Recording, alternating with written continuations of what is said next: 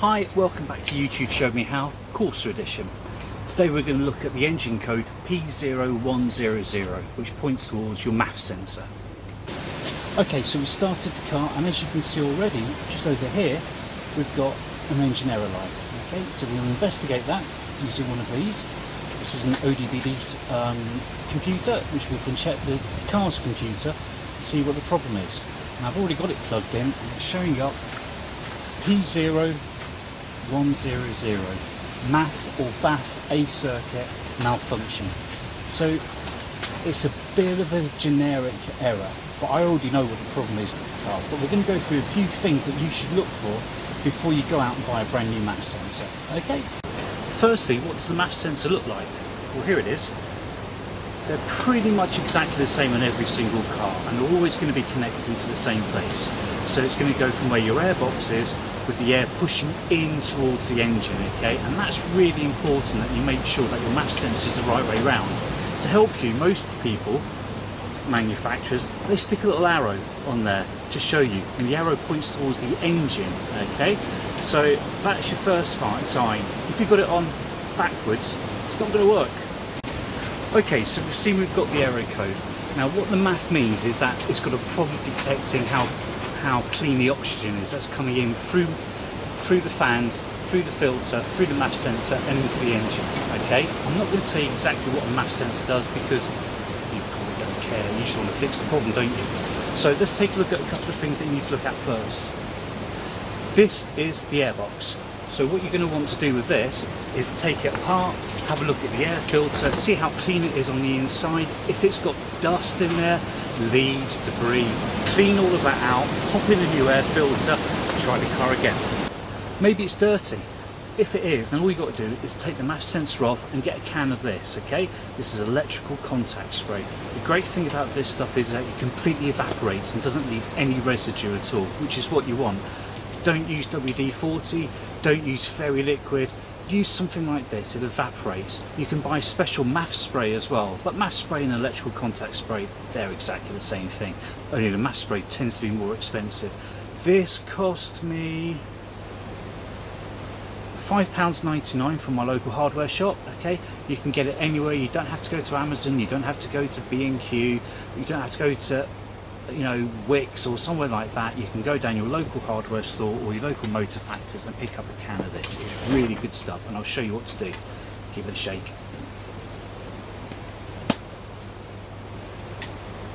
Get your MAF sensor, and as you can see, it's got a netting on one side. That's to stop the debris from going into it as it comes from the air filter to the engine, okay? So that's another hint.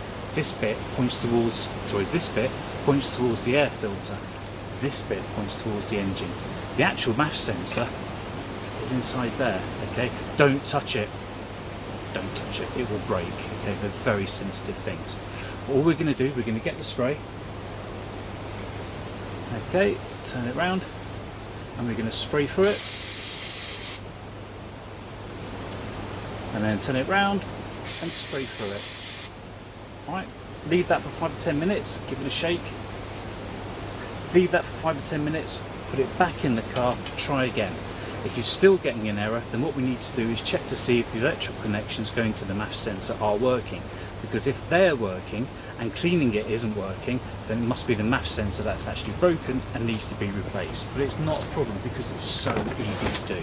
I'll show you how to do it now. Now I already know that my air filter and my EGR are clean, okay? I've already sorted those out, and you'll see those in other videos. So therefore the error I must be having must be here, it must be the MAF sensor. So before I go and order a new MAF sensor, I'm going to check on the electrics that click onto the back of it, and for that I'm going to be using a multimeter. Don't let the fact that you can use a multimeter scare you, because I'm going to show you exactly how to do it and exactly what voltages you're going to be looking for to make sure that the thing works still. Alright, so first of all, go get your multimeter.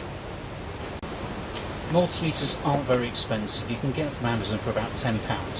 Okay, the next thing you need to do is get yourself a piece of paper and a pencil. And what you're going to write down is the colour-coded cables that are on the end of the terminal. Okay, and here's the terminal just here, unplugged from the Mac. On the outside of it, you see a little rubber strip? If you push that rubber strip away, you'll see 5 wires that connect into it. Starting from the bottom, okay, which will be terminal 1, moving up to the top, which will be terminal 5, write down the colours of the wires. So on this Vauxhall Corsa, it's brown and green, and the second one is red, the third one is just brown, the fourth one is red and white, and the fifth one is brown and blue. Now the things that we know already just by looking at these colours, the first one, brown, that's going to be your earth, okay? So we're not going to get any voltage out of that one because we need to use that one to earth, but we check all the others for actual voltages. So your black cable will go into where the brown one is, which in this case is terminal 3, right in the middle. We know that for the brown and green, we should get a result between 0.1 and 0.4. I've got something going off there somewhere. I've got an alarm going off in my car because the wind outside is immense. We know the red one should be a consistent 0.5.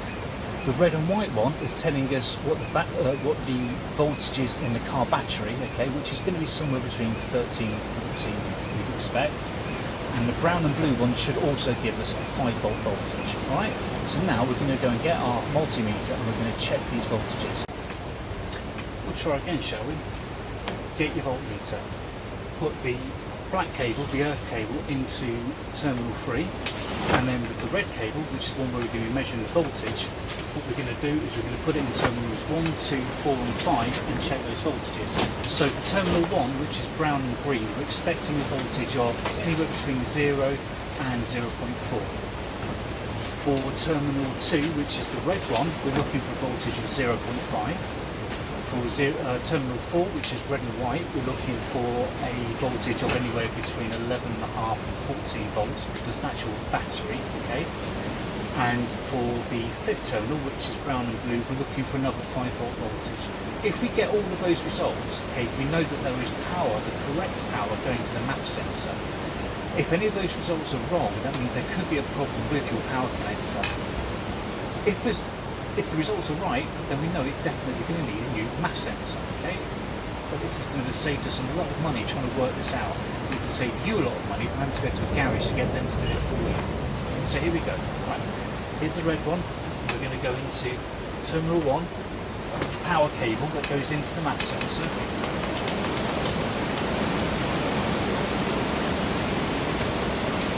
And it's 0. Okay, so that's fine. We're going to be happy with that one.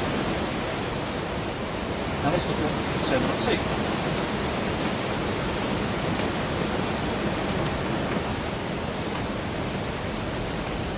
There we are, we've got 5 volts coming out on terminal 2. That's what we want, so that's good. Now we're going to go to terminal 4. Don't forget we don't need to do terminal 3 because the black wire is already in there.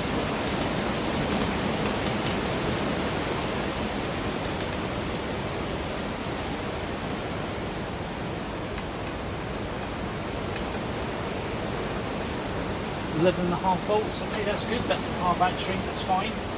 And then the last one, terminal 5, we're hoping to get another 5 volts out of this one. And there we have it, another 5 volts. So we know that this power cable, okay, which is plugging into the MAF sensor just here, we know that there's no problems there. So whatever problems there isn't an electrical problem with the vehicle, it must be the MAF sensor. So let's change out the MAF sensor. Changing the MAF sensor isn't a difficult task, it's just a case of taking it off and putting a new one on. You don't have to rip out half the engine to get to it, and you don't have to be a master of a socket set. In this case, all I've got are 2 Jubilee clips that are holding mine on, which is 7mm. So I've got a 7mm screwdriver.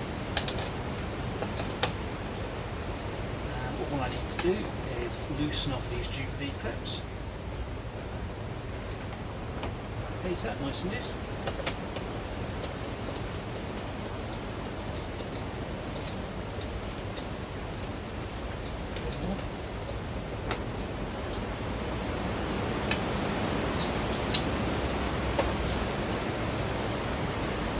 Pull away the air intakes on the sides of it, and there, and one there, and it's off.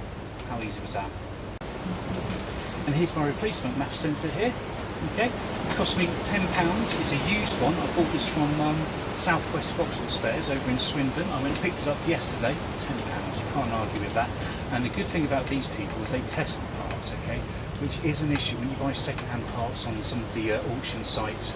You don't really know if that part has been tested, and you're taking a bit of a gamble that it's going to turn up and it's actually going to work, and you're not going to have to send it back again because it's the wrong one.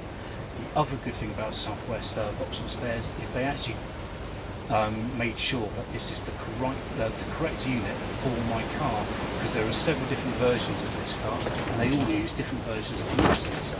So I recommend these guys. It's not a paid advertisement. I was just really impressed with how they helped us yesterday. So putting it on is just reversed of taking it off. What I would say is just on the top, you might not be able to see it, but there is an arrow, okay? The arrow tells you which way around to put it. You don't want to put it around the wrong way around because it's not going to work. Okay, the arrow points towards the throttle body. Okay, so if you think about it, the air is coming from the front of the car, through the air filter, through the MAF, and then through to the throttle body. That's the direction of the airflow that you're going in. So you need to follow that arrow to make sure you put it on the right way round. Starts in like that. 9 mil, 7 mil, sorry.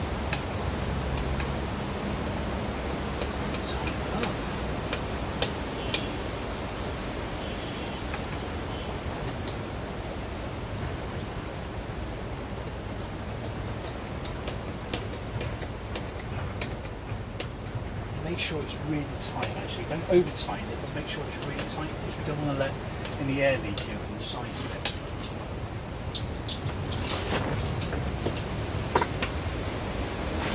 Put the electrical cable back on. It's clipped in. There we are. Make sure the rubber part where you check wires, okay? Make sure that rubber part's covered over as well. You don't want that to get wet and create a short circuit. Okay, done. Let's go and test it.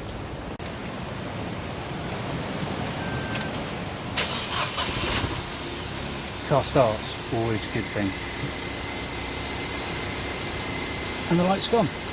Okay, we'll just go into the LED sensor and just check to make sure there's no errors showing up in the background. Can you see? This is only a cheap one. I do actually have a proper Opcon one, but you don't need to go out and spend fortunes like I do. Just this one of these, about £15 on Amazon.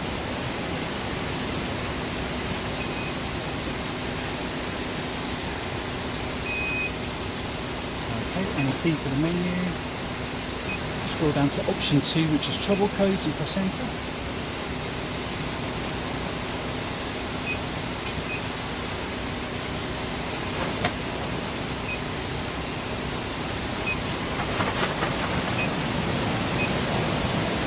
There we are. There are no codes in the vehicle. We'll fix the problem. Give it a little rev just in case. Just a little rev, just a little rev. Okay, now go and check the codes again. Still no codes. And there we go. Nice, cheap, easy fix. So that's cost us £10 or £16 if you went and bought yourself a can of contact spray as well. So where does that put us in the budget on the car? So we're around about, do you know what, I can't remember. I'll go and write it in the description. So I hope you enjoyed the video. Okay, it was easy, wasn't it? You can do it. Do it. Alright, okay, so like, subscribe, follow, and if you'll be so inclined, chuck me a quid over onto my Patreon site. All the stuff that happens on Patreon covers the making of the channel, so it's going to cover lighting and cameras, getting rid of the tent and actually putting up a proper garage so we can do these jobs. Okay, and I will see you tomorrow. What we're going to do tomorrow? Alternator change, that's what we're going to do tomorrow. I've actually already changed the alternator, but I'm going to change it again to show you how I did it, because I know there's not very many videos on how to change an alternator on these Opel Corsas. Alright, see you tomorrow. Cheers, bye.